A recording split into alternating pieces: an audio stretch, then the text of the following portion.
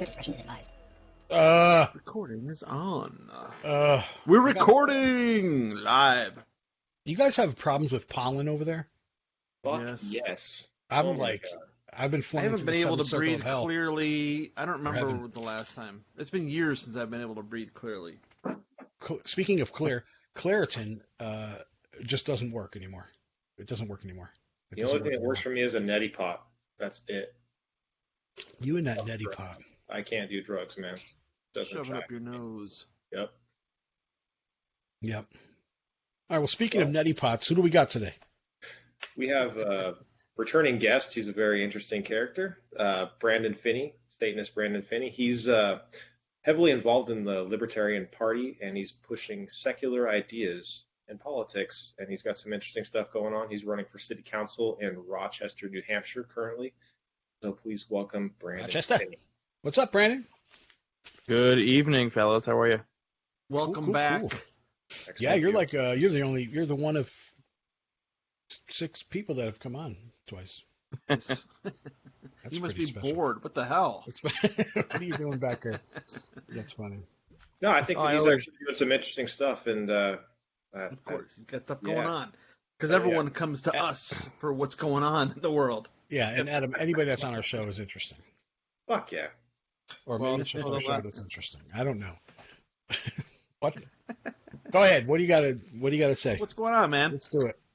I think the last time I had come on, I might have been just before the throes of the re-election campaign for my second term as a state representative from New Hampshire, and I really was hoping to get a better turnout than what happened. But for the first time in this area, I was in a 3-way race for my seat, and I ended up getting over 10%. Oh, Yeah, but as an incumbent, I mean, it's strange up here. Our political system is very strange, compared to other states where there's so many of us that serve in the House that it's like, you can really win with like 100 votes up here, But yeah, I mean, I really had an interesting time, getting to know a lot more of the people and the issues, surrounding us in the state, and things didn't go my way, but I think that the reason why a lot of people know who I am is because I had come out as an atheist when I was a Republican, like after I got elected in 2016, and I kind of came out publicly as an atheist in 2017, and that's when I first come on the show, and then I switched parties that summer because I just found that the Republican Party wasn't going in the direction that I agreed with, and had a lot of issues with how the state was being run by the party and in control with the budget process and whatever. It's a whole convoluted mess. But and then last summer, the National Convention for Libertarian Party in New Orleans, I created the party's first ever secular caucus as its founder and chairman. And so I thought that was a really big achievement for trying to promote the ideas of the separation of church and state, and trying to keep those institutions as separate as possible in America, where theocracy is so entrenched in our politics. Yeah. So I guess that's really like the work I'm trying to do now is keep pushing that and trying to to remind people that we were never founded as a religious country. We have our freedoms here, but I think as an over-encompassing or an all-encompassing ideal, we weren't founded to be a theocracy. So I'm using the vehicle of my political party to kind of remind people of that. I think a lot of our members really identify with the idea of libertarianism. Actually, it seems that way. Yeah, For sure. Yeah, and actually, I'm But yeah, some don't. But I said a lot, not all. Yeah. Just yeah.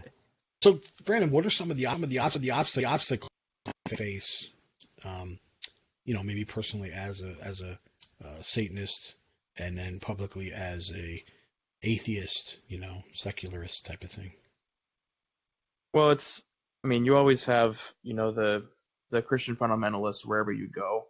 that want to kind of have those beliefs involved in party platforms or just as an individual political philosophy. But I would never fault anybody for believing in their religion. Like my line really is how much of it are you willing to allow the state to enforce on others? And so that's kind of like where I get off the train of like, well, you can believe in whatever you want, but if you're going to be an authoritarian statist about it, that's kind of where I'm going to fight you on it. But the obstacles that I get is that people think that because we are sovereign individuals as we are, that the need for a secular caucus is kind of redundant. But in my opinion, it's not.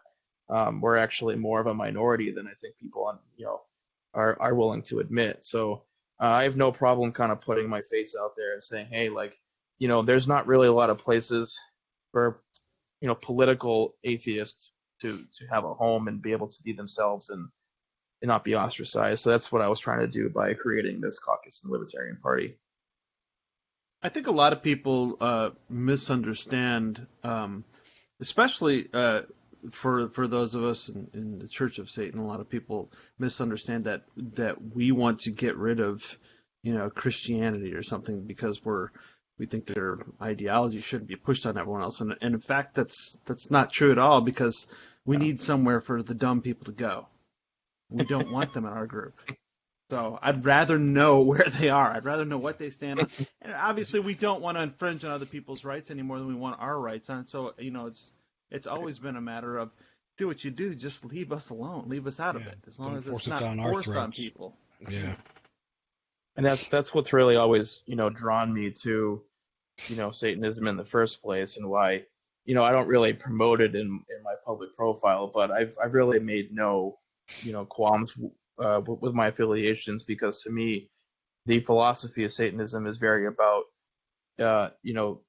being the best possible individual that you can, owning yourself in your life and taking all the responsibility of your actions that you should.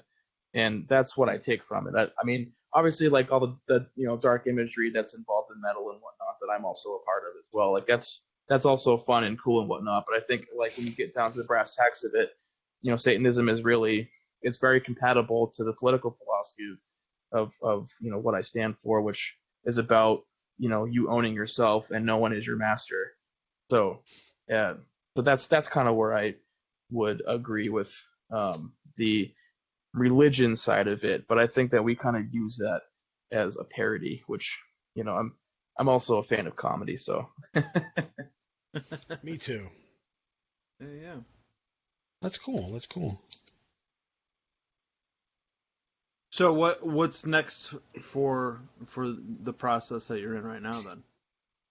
So after the election, I had to take some time to mourn, because it was all I knew the last couple of years, and I had to get accustomed to not being involved in committee hearings anymore on bills and promoting bills and being involved in the voting process. So I kind of took some time for myself, and then on January 1st, I announced that I was seeking election to City Council, Ward 4 for Rochester, New Hampshire. And honestly, like the last couple of years that I was a rep, a lot of my frustrations with government was with my city and kind of how things were being operated here. So I'm going to take a lot of looks. I don't mean to cut you off, but what specifically got you fired up? Like what happened, or what is it that got you going? We have pretty insanely high property taxes here, and a lot of what we pay in property taxes goes to the schools here, which, education is important, but, the state kind of controlling public education ends up, costing us thousands of dollars every year.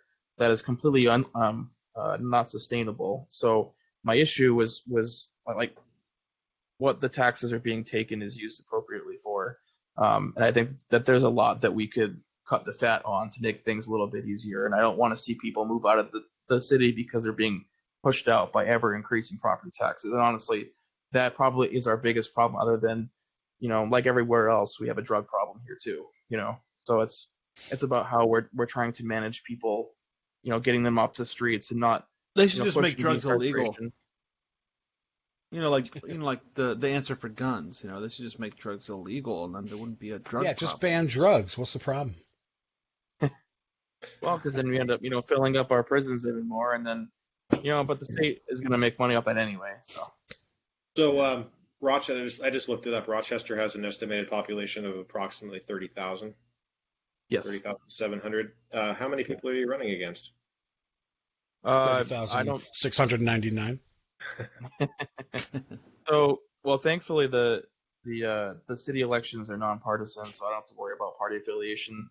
But as far as I know, I might only have one opponent who's the current incumbent for one of the alternate seats. So, but Well, we got some good news for you, actually, as far as advertising goes, is that the bulk of our listeners are in Rochester, New Hampshire. I'm pretty sure that was the stat I perfect. heard. So. Yeah. So I'm not sure how it works in Rochester, but in the town that I live in and the city that I work for, the candidate who receives the highest number of votes then up for the term of mayor next time around. Is that how it works in Rochester? You could possibly be mayor?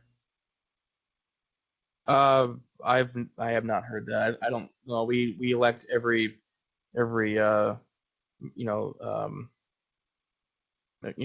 members of government are all I'm elected individually. We don't have to worry about the next vote tally up is you're in the next position is what I'm assuming you're saying is what's happening there. I've never heard that actually. Okay. Yeah. Did you make So, that up, like- Adam? No, I didn't make it up. Where'd you hear that? Where's that? That's happening in your town? Or is he saying if the mayor gets shot that you get to take his spot? Is that what you're talking about? I don't know. That's We do have a city a manager and an attorney as well, so I'm assuming high up there to take those positions. But I don't think a mayor has been assassinated in Rochester, New Hampshire. I don't think ever. Yeah. That's what you're implying. But I mean, who knows? I could run for mayor someday, and then I might piss somebody off enough that they might want to shoot me. So I'll be the first. Just make sure you come on the show again before you get shot. Yeah, Yes. that'll get you shot probably. Absolutely. Some of the people how they feel about us, you probably get shot just for Right. being on here, or called a Nazi for befriending us. You're a fascist. All right. Come on. Let it die, Oh, please. It's funny shit, guys. Anyway. killing me. So anyway, hopefully Yeah. that all goes smooth for you. Yeah, I hope that pans out for Thank you. you. Man. Absolutely. I like to see Yeah. people in our little cabal succeeding and doing things, being movers and shakers. And I'm proud of you, man. Good job. Hell yeah. Thank you. Hey, Well, I mean, have you I like coming on and talking to my friends because I like to show that even people in the political world who, kind of fall in line with what we kind of agree with can still be successful and are doing, what we believe in. That's why I enjoy promoting these things because it's about we're putting all of our words into action. So I want to make sure that I'm still being actionable. And you can still be a metalhead, right? Absolutely. Hey, if you run for mayor one day and you get it, as one of your maybe campaign promises or just a promise to us, can you make TDYK, come out there and give us the key to the city? I'll have to consider that. Nice. This episode will be archived. Oh, jeez. It's evidence. You said it. That's funny. And then I can't back out. Yeah. So Dorian mentioned metal. You're currently in a band I doing am. metal. What do you do in the band? I'm the singer. He's like, I play cowbell. Nice. Nice. What? Doing that kind of. You do, so you what kind of music I don't is know it? what Like Lamb of Godish type stuff? No, Doesn't it's sound actually good. it's more on like the progressive power side. Actually, it's Cool. the first band I've ever done actual like clean singing, and all the rest of the stuff I've done is like black, and like the '90s Queensryche? I was thinking more like Behemoth type stuff. You know, like I, you know, Behemoth? Is that what you said? yeah, like yeah, and I'm used to being, more Death metal. guttural and Yeah. forceful. Yeah, yeah. And now I'm kind of like on the opposite spectrum where I'm doing more like Fates Warning type stuff now. So Ah, which would be Fates Warning would be in the same vein as Queensryche then. I would take them as an influence, but I More wouldn't say power that it sounds vocals. like Yeah. that. Yeah, No, I know, yep, but I'm just saying Fates Warning and Queensryche would be in the same category. So yep. They're a big influence on the band.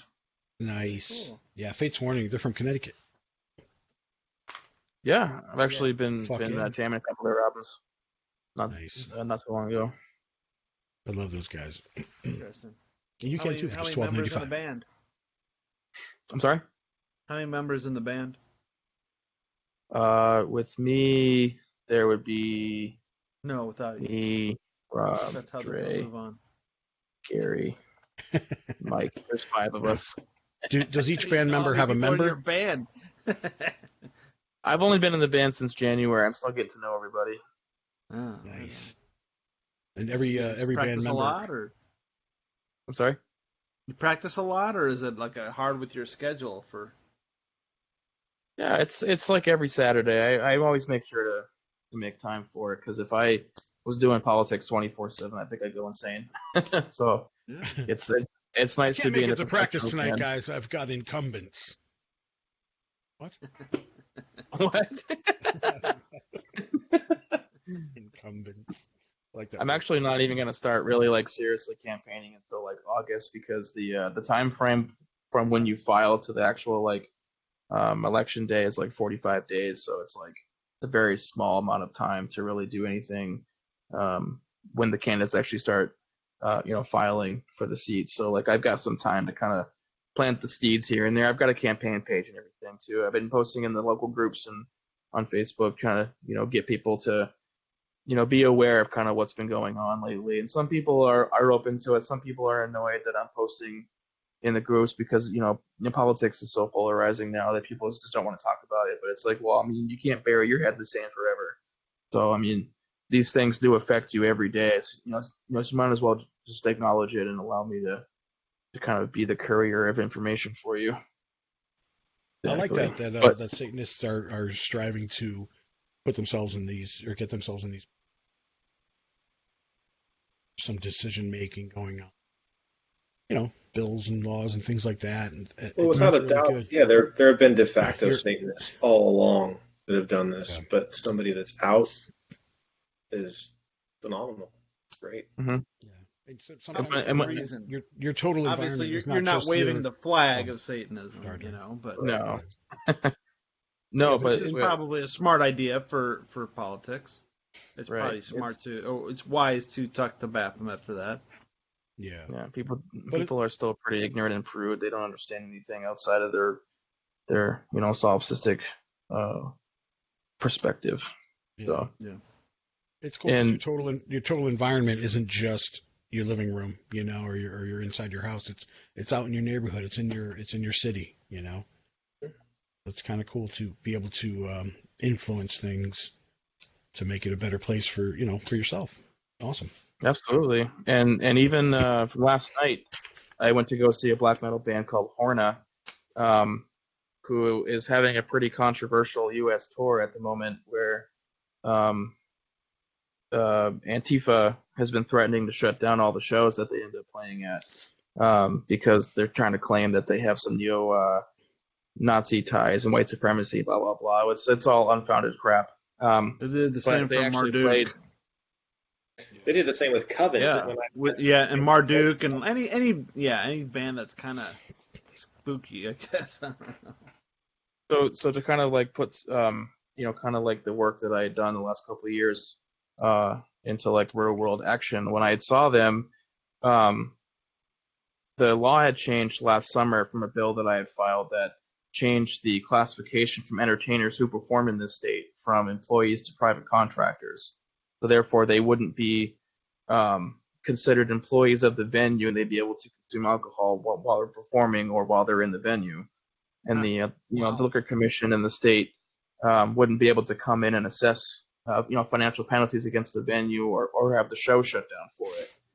So last night, in the midst of the Antifa threat and whatnot, the owner of the venue had been telling the bands they couldn't have alcohol on stage, and I was trying to talk to the sound guy that was trying to enforce it as well, and told everybody, look, like I'm the one that got the law changed because I don't want you guys to shut the shows down or tell the bands that they can't play or whatever, and there actually are a lot of police officers and venues in the state that don't know that the law had changed.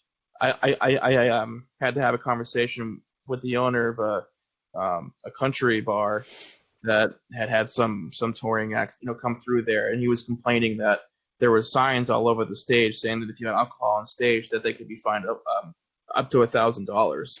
And I tore into him and I was like, that is absolutely not true, and here's where the law had changed. This is who I am, and but I didn't say it in terms of like here's what I did. Like I was like, look, like all of this is for the sake of the metal scene up here. Like we don't get huge touring acts in this state, so how about we don't fuck it up, everybody? And Yeah, right. but that group had made some credible threat apparently, and they had like 24 cops surrounding the venue in case that they had showed up to start trouble. So I guess for the sake of public safety and whatnot, he just told everybody just to lay low for now and whatever. But like I'm hoping in future shows that won't be a problem, that the bands can kind of be free as they're performing and not have that cloud hanging over them. And Right. I'm still trying to educate a lot of the venues on that, but I'm only one person. Yeah. Wow. Yeah, that So did sucks. Antifa actually show up to the show? No. At the end of the night, not one person came and protested. It was all stupid. It was all. We all know that they're a bunch of pussies anyway. So I mean, Yeah. they make threats and they give away people's ID on the internet, but they're not going to do shit because real men will knock the shit out of them. Yeah. My friend that actually opened the show. My friend that had played in the band that was the opening act had said they wouldn't show up, because we don't have public transportation all the way to this venue. So, and I had said that Their moms wouldn't drive them. yeah, exactly. But they do a lot of talking, and they want to employ fascist tactics while claiming to be anti-fascist. So that's kind of where I get angry. Fight fascism with fascism. What? Exactly. About it, man. Wow. Yeah. Strange behavior. Well, you're fighting the good fight, man. Sorry.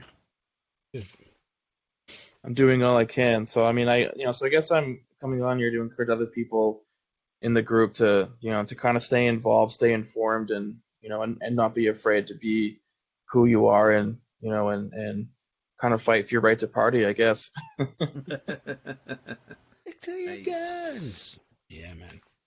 Very cool, man. Yeah. Absolutely. Sweet. Doing a You lot should of move out to good. California and run for city council out here, man. I'd vote for you. Yeah. Or mayor. Yeah, fuck yeah. I'm sorry, Adam, but California is like the most communist state in the Union. So I'm It is. never gonna It's move little. out there. It's little Russia, man. Whatever. It is. It's Sorry. so bad. People that hate on California are the ones that just can't afford to move out They here. got 30-round mags now. Yeah, we got 30 round mags. That actually is pretty cool that they did that. That's cool. I thought they banned them. No, yeah. It just got overturned. Yeah. Oh, Like a week ago. A week ago, I Didn't see think. that. Right? Yeah. Still, Yep. I mean, everybody that has them is now granted amnesty, so. Yeah, everyone already had them. Of They course, already yeah. had them already. They're just so They stupid. just kept them quiet. Exactly. It's I wanted to just fix the stupid. handgun roster out here. The handgun roster is absolutely ridiculous. What's that about? We only have a certain amount of handguns that we're allowed to buy out here. Like any Gen 4 Glock is not on the roster. It's law enforcement only. So if you want an off-roster handgun, you have to buy it from a law enforcement officer, private party. You can't go in and I don't remember the total number of handguns on the bill or on the roster itself, but because I buy all my guns from law enforcement, so I'm therefore exempt, I suppose. But it's bullshit. Yeah, there's a loophole for everything out here. It's like the red flag law or something, right? The what? I'm sorry. Is that like the red flag law for California? I've never heard of the red flag law. Well, they're trying to pass one in New Hampshire that says that if you have any type of like mental illness or something that would put a flag on you, that you would be able to buy a firearm or have a waiting period time or whatever. Like you'd be put on some kind of list or something out here. But you know, Sure, yeah. California has something similar to that. yeah.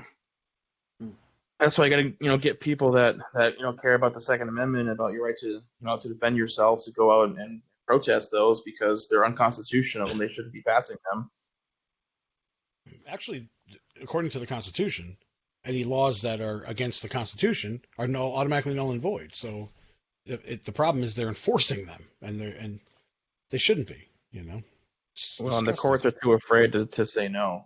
I've noticed too. Like they want to just then they should be like back then. They should be taken out back and shot for treason. Well, I wouldn't say I'm opposed. That's our duty, and as citizens. Stupid shit going on in the world. Yeah. On a lighter note, I'm about to finish The Dirt. I forgot that I had a copy of the That's book. It's a great book. Yeah. And I have to tell you, my love for Motley Crue has increased tenfold since I've been going through all their stories, now, because I understand kind of what the band is more about. Like I've been a fan for 20-something years, but like I didn't read the book when it came out. I'm reading it now, and I'm going to watch the movie.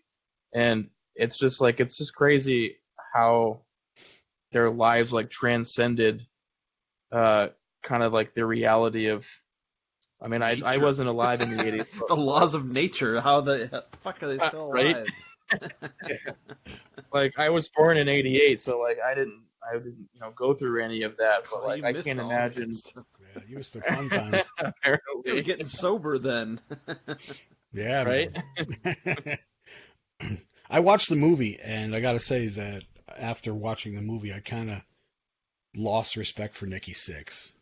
You know what I mean? And gained some for the other guys. It was really weird. He was a drug addict. Well, like, I mean, that's the point of the movie. I know, but he's not about the drug addict part. Just he was a total dick. Like I think probably they all cracked were. him one totally. Like you fuck. Yeah. The heroin overdose and death is a big story. It didn't really happen the way they tell it, I don't think. But no, there's a lot of things that happened that didn't. A lot of that overdose. I remember when that happened. I mean, it was actually pretty big news at the time. yeah, it sounds good. It was fake news. No, yeah, right. No, check out this video. It's called "The Lies That Motley Crue Told in the Dirt," and somebody like pointed it out with like proof of stuff and things like that, so you kind of get an idea. They just kind of, it's a movie. What are you gonna do? Yeah, there was interesting stuff in the book that wasn't included in the movie. Yeah, there's tons of stuff in the book that's not in there. I'm not quite sure that Crue had too much creative control over the movie, because we probably bought the the rights to the movie from the book, but they didn't have anything to do with it. I'm pretty sure. Oh no, they actually had quite a bit to do with it. In fact, you can see them, Nikki and Tommy, having a lot to do with it in the end credits. But they were there for most of the filming of it. Yeah, I didn't know that. I think they're the four members are producers of the. Oh, I guess I was wrong. No. All right, let's button this up, man. Brandon, thanks for coming on again, and best of luck to you, man. Keep it up, yeah. Keep it up, man. Keep Adam posted so he can let us know what's going on. Because yeah, we'd like to know what happens. Yep. Yeah. I'm going to start a website, what's going on with Brandon.com. I'll follow it. I'll follow it. Yeah. So the election is going to be in November. So I'll keep tabs between now and then, and after the election, let you guys know how things went. Hey, come back on after the election. Tell us how it all went. Yeah. Unless you lose. Even if you lose, I'll still come on. Even if you lose, fuck it. I'll just cry in my beer on the podcast. Come on, drunk. Right? I give up, man. Right. I'm done with this shit.